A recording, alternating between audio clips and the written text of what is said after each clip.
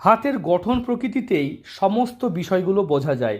মানে হাতের গঠন যদি কারোর আঙুলে ফাঁক থাকে, অর্থ পয়সা থাকবে না। তাছাড়া অন্যান্য বিষয়গুলো দেখব আমরা, যখন কোনো ক্ষেত্র থেকে কোনো রেখা যাবে, যেমন এখান থেকে রেখা এই দিকে যাচ্ছে, এটা অবশ্যই শুক্র শনি সংযোগ, এখান থেকে শুক্র বৃহস্পতি সংযোগ, এখান থেকে শুক্র রবি সংযোগ, এখান থেকে শুক্র বুধের সংযোগ, শুক্র মঙ্গলের সংযোগ।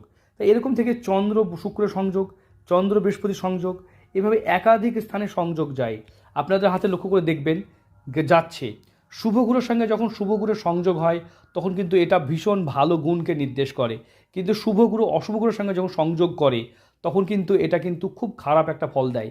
আপনারা হাতের দেখুন, প্রত্যেকটা হাত নিয়ে আলোচনা করতে পারবো না, কারণ এই বিষয়টা এতটাই জটিল। মানে নটা গ্রহের সাথে যায়, ঠিক আছে, মানে অসংখ্য কম্বিনেশন তৈরি হয়।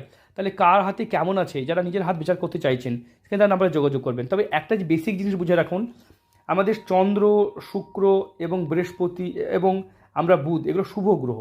অশুভ গ্রহগুলো আমরা আলোচনা করব। যেমন দেখতে পাচ্ছেন এখানে রবি, শনি এবং নীচ মঙ্গল, কেতু এবং রাহুর ক্ষেত্র।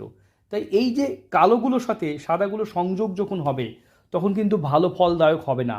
শুভ গ্রহ অশুভ গ্রহের সঙ্গে সংযোগ হলে তখন বেশিরভাগ ক্ষেত্রে কিন্তু একটা খারাপ ফলদায়কী হিসাবে আমরা চিহ্নিত করি।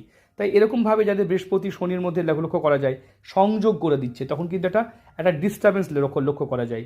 তাই এই যে রবি শনি সংযোগ ঠিক আছে, কিন্তু রবির সাথে বুধের সংযোগ যখন হয়, বুধায়িত যোগ তৈরি করে। এটা আবার এই ক্ষেত্রে আবার বুধায়িত যোগ তৈরি হয়। কিছু কিছু গ্রহের সাথে কিছু কিছু গ্রহ শুভ ফলদায়ক, কিছু কিছু গ্রহের সাথে গ্রহ অশুভ ফলদায়ক।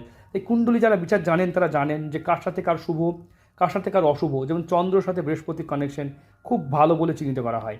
তাই এরকমভাবে কানেকশন যাদের যেই গ্রহই হচ্ছে, সেটা কিন্তু শুভ হোক অশুভ হোক, আপনারা নিজের হাত বিচার করে বুঝতে পারবেন।